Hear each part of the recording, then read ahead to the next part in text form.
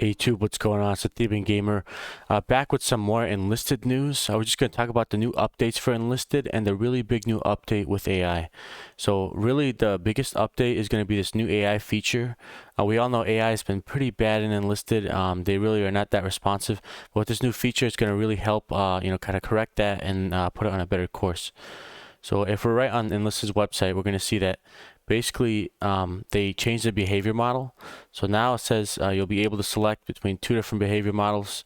There's an aggressive behavior model where basically your soldiers will just shoot anybody on sight, and then passive where they'll only shoot if they're attacked. There's a selector where you can change between the two models. Really the aggressive is more for the standard frontline combat, and then the passive is more for like if you're trying to get stealthy or flank around people. And then it says to better understand how to remain stealthy, there's the key enemy detection factors for AI. If a target is moving and what the movement speed is, body position of the enemy. So prone is less likely to be noticed than crouched, and crouched is less likely than standing.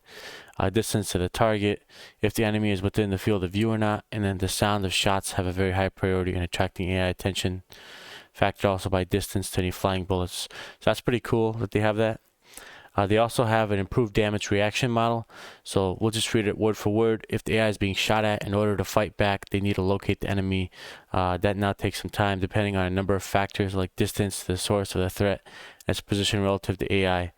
The more behind, the more difficult to locate. Only after finding the source of the threat can the AI start shooting back, but to do it, they need to aim to the target, and the speed of turning and aiming will also be lowered to be more in line with the reaction strength of a regular person. So basically what that means is that the AI is going to do a better job at reacting to getting shot at and flanked, and there's also going to be sort of like, depending on where you're shooting at them and the range, is going to depend on their reaction time. This is really good because AI currently either barely react or they don't react at all to getting shot at from the flanks, or if they react, it's like an instant. They immediately know where you are, and then you're going to turn around and then just start shooting wildly at you. So this is really good, and I'm going to see basically how that works out in real person, but it's really good that they react or they did that. And then here they have less chaotic movement and more thoughtfulness.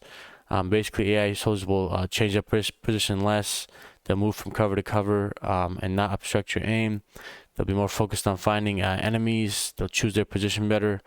They'll also look more often in the direction of incoming enemies and less time staring at a wall.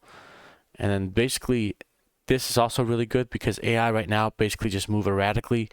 They'll move out of cover. If you're in a building, they'll be like dilly-dallying outside the building, staring at a wall. So this is going to be really, really good in terms of getting the AI to actually stay in cover and then, kind of maintain the position. So yeah, these are really big changes for the AI. I'm really excited to see how that works in person.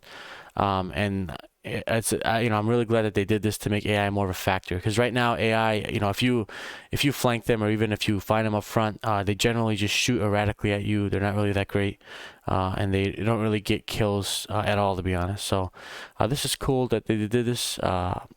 I just wanted to bring this to the community's attention, just so you guys know about the changes and the new features. So thanks for watching this Theban Gamer special. Make sure to like, comment, and subscribe, and I'll talk to you guys later.